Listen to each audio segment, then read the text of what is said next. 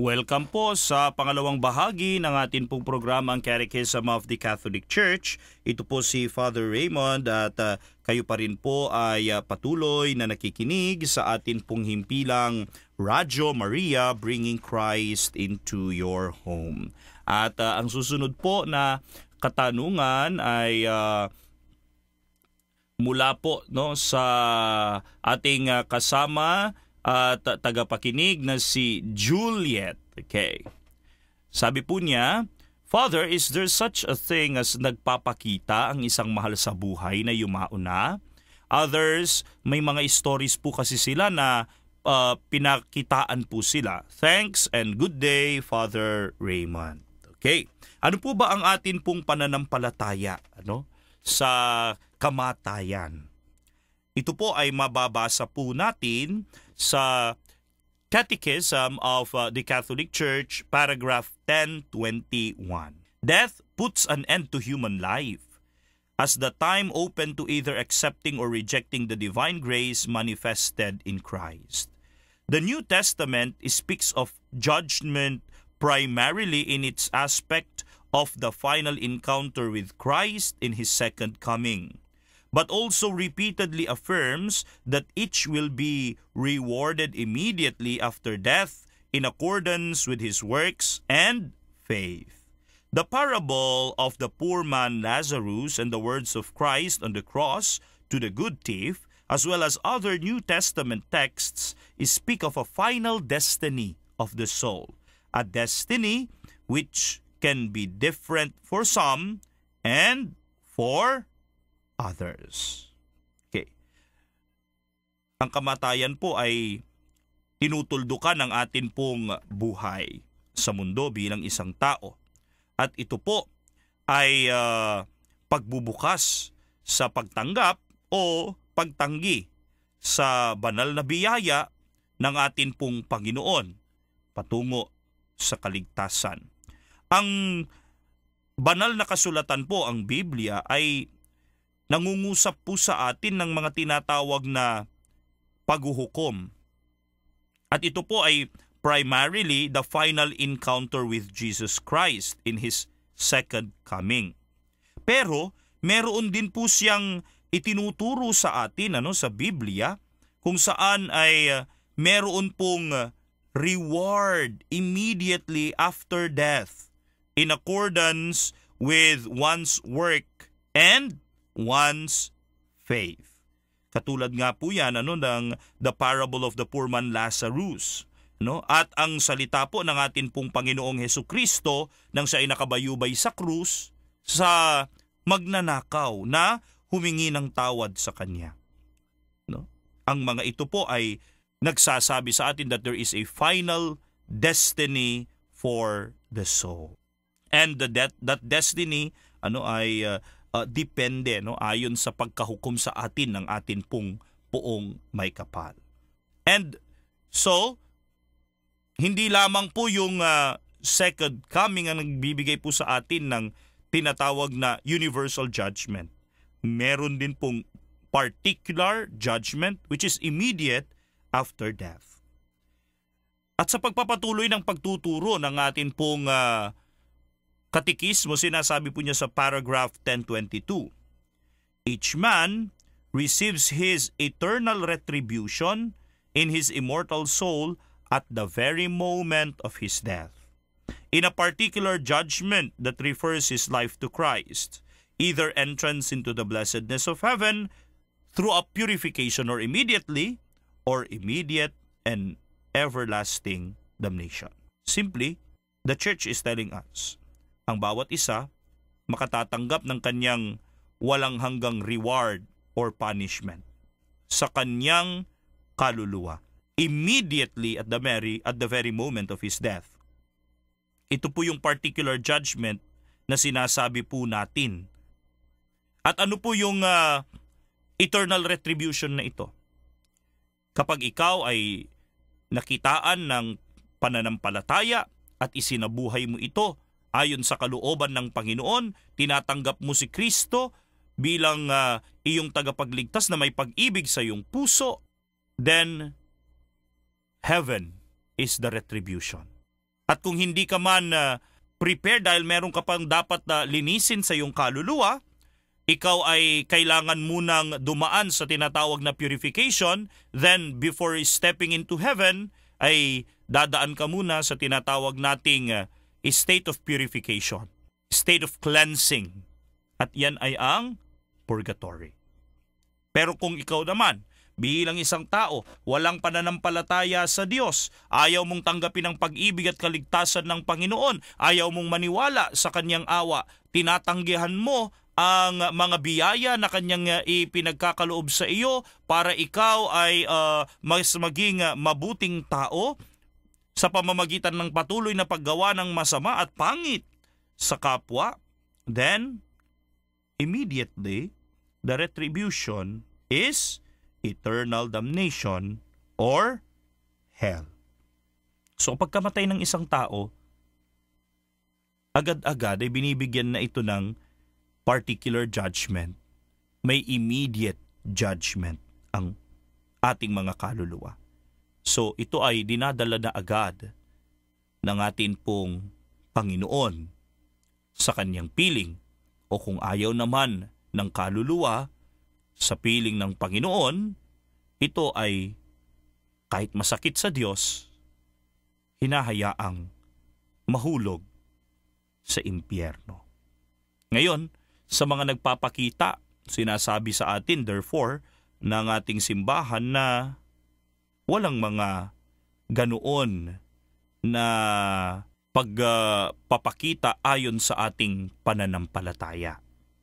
Ngayon, may mga sinasabing kwento ng pagpaparamdam.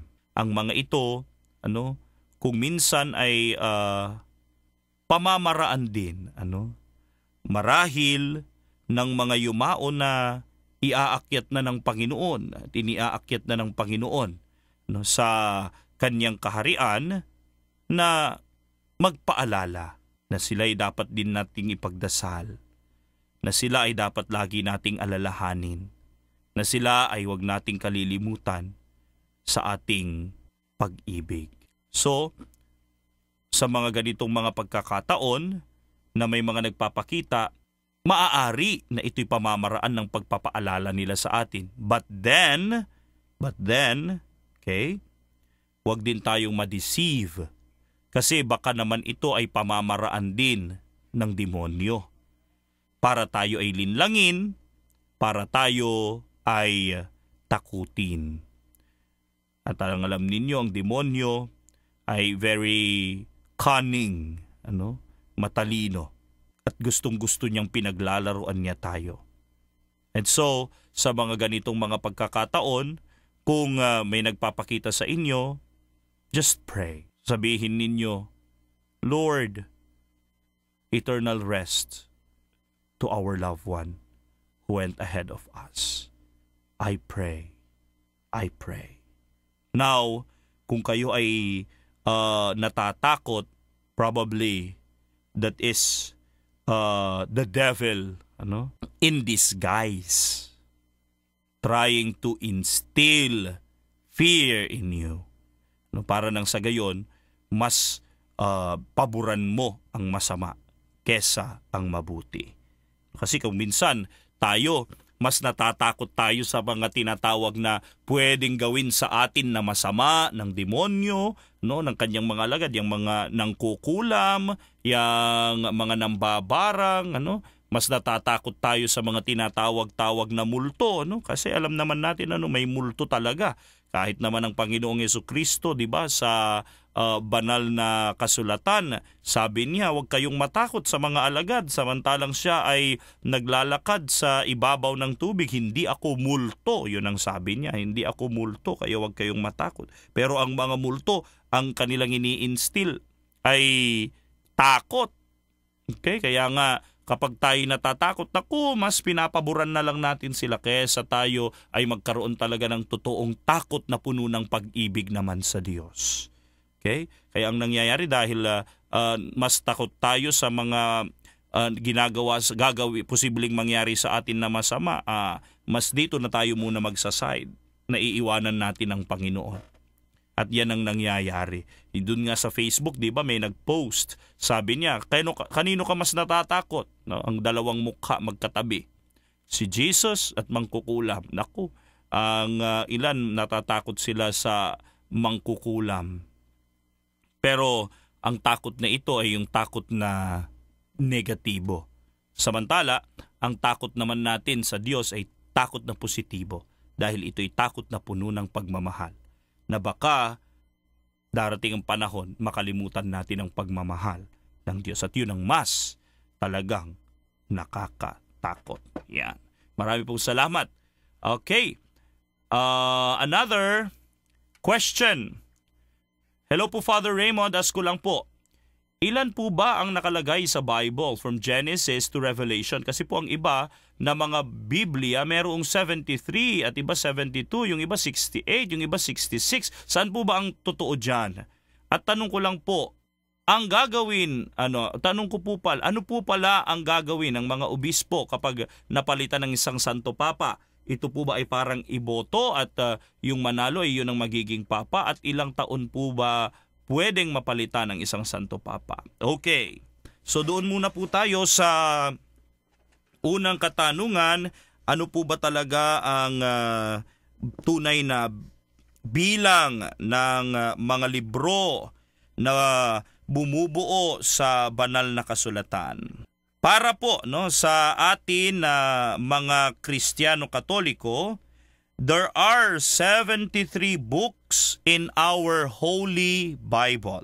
And this is what is true. And this is what has been declared by the Church to be the inspired books of the sacred Scriptures. There are 73 books in the Catholic Holy Bible. If you have a Bible that does not have 73 books in it, it is not a Catholic Bible, and it is not a true Bible for a Catholic Christians. It belongs to different Christian denominations. For the Christian sects other than the Catholic Church have only 66 books in their Bible. Now, dapat po ninyong tandaan na kapag kayo ay may mga Biblia, ang inyo pong Biblia ay dapat mag-contain ng nihil obstat at imprimatur. Ibig pong sabihin na ito'y kinikilala ng atin pong inang simbahan na banal na kasulatan. Dahil meron po siyang 73 books. Okay? Importante po ang mga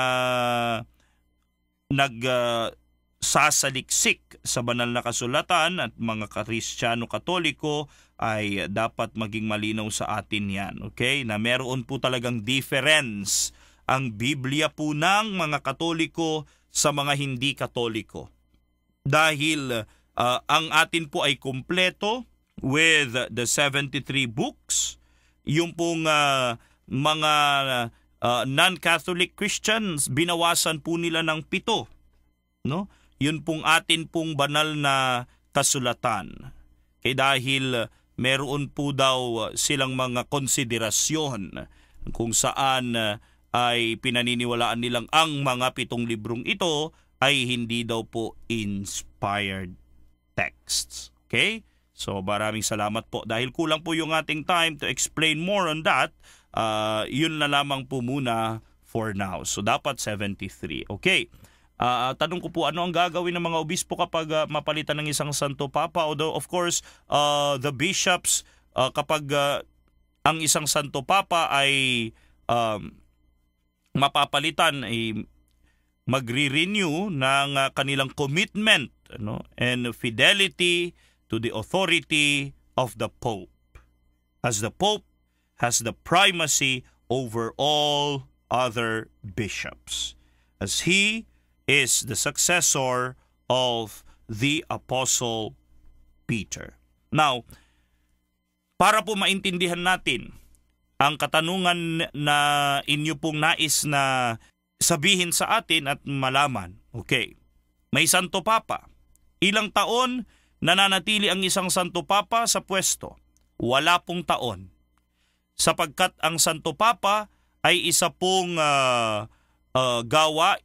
isa pong tungkulin for a lifetime. Now, there is an option na maaaring mag-resign ang Santo Papa sa kanyang posisyon. Katulad ng ginawa ni Pope Emeritus Benedict XVI, lalong-lalo na kung hindi na po siya makapag-function ng mabuti. In order for the papacy to be always ready, no, na maglingkod. Hindi niya hinahayaan ang kanyang sarili, ang kanyang kahinaan, ang maging hadlang para maibigay ng papacy ang dapat na paglilingkod sa simbahan. And so, may option. Pwedeng mag-resign. But, normally, it is a lifetime office. Okay? It is a lifetime office. So, napapalitan lang ang Santo Papa kung ito'y mamamatay at ito ay magre-resign. Now, kapag papalitan ng Santo Papa, ano yung normal na ginagawa? Nagkakaroon po ng conclave at ang mga tatawagin lamang para sa conclave ay ang mga kardinal na may edad 80 pababa. Ang mga kardinal na may edad 80 pababa ay yung mga tinatawag na electors. Ibig pong sabihin, sila ang meron lamang karapatan na bumoto sa susunod na Santo Papa. Now, sa pagboto po ng Santo Papa, hindi po katulad ng nangyayari po sa atin. Dito sa Pilipinas na nakikita po natin, may campaign na meron pong napakalakas na politics. Hindi po ganoon ang botohan ng Santo Papa. Ang pagboboto po ng Santo Papa ay ginagawa po sa isang pagdarasal. Masidhing pagninilay at pagdarasal kung sino nga ba talaga ang ninanais ng Espiritu Santo na magiging Pope para sa 1.3 billion Catholics all over the world. At hindi po nagkakaroon mga streamer na speeches sa loob ng Vatican kapag nagbobotohan na, hindi po. Tahimik ang lahat at pinagninilayan ng mabuti sino nga ba talaga ang karapat-dapat. And the Holy Spirit who is always guiding the church from then until now will make the cardinals realize in their prayer who is the chosen one to be the Pope. At yun ang lumalabas naman sa mga botohan na nangyayari. So, yan po ang ang nangyayari kapag may palitan na ang Santo Papa. At ang ginagawa ng mga obispo ay magdarasal para sa susunod na Santo Papa. At ang mga obispo lamang na eligible for votation ay ang mga kardinal. 80 pababa. Yung mga 81 patas hindi na po kasali. At ang mga iba naman na mga obispo na hindi kardinal, they continue their work. And they wait for the new Pope to be sent by the Holy Spirit. Yan. Marami pong salamat sa inyo. And there are still other questions which we need to answer, and yet still ang atin pong oras ay kulang na kulang para po sa inyo pong mga katanungan. So pagpasensyahan nyo na po. We will try to answer them next time. Meron pong pahabol na text message actually kanina, pangdugtong doon po sa dinidiscuss natin. Sabi po niya from 9775, Father Raymond, so ganyan din po ba ang process para maiwan mo ang iyong bisyo or addiction like gambling, drugs, and womanizing? Thank you po and God bless. Marahil ito po ay sa formation of seminarians. Opo, ganun po, ganun nga rin po ang proseso. Of course, meron din pong special process din na dinadaanan ang mga nagnanais na iwanan po yung kanilang mga addictions and vices. At ang pinakamaganda dyan ay isangguni po natin ang ating mga sarili sa mga experts para tayo po ay matulungan. Okay, from 6487, thank you, Father. Enlightened and happy na po ako for the soul of my lost husband. Ito po si Juliet. Yan. Okay. From 2329, hello po, Father. Gusto ko po sanang bumili ng sarili kong Bible. Paano po malalaman kung Catholic Bible po ang mabibili ko? Ayan, na-discuss na rin po natin ito. Anyway, so, ang mga katanungan po ninyo ay atin pong sasagutin. Ano yung ibang mga katanungan rather ay atin po sasagutin sa next live broadcast ng atin pong Catechism. Maraming pong salamat. Ito po si Father Raymond, pansamantala na nagpapaalam sa inyo. Sumasampalataya ako sa Diyos, amang makapangyarihan sa lahat, na may gawa ng langit at lupa. Sumasampalataya ako kay Jesu Kristo, isang anak ng Diyos.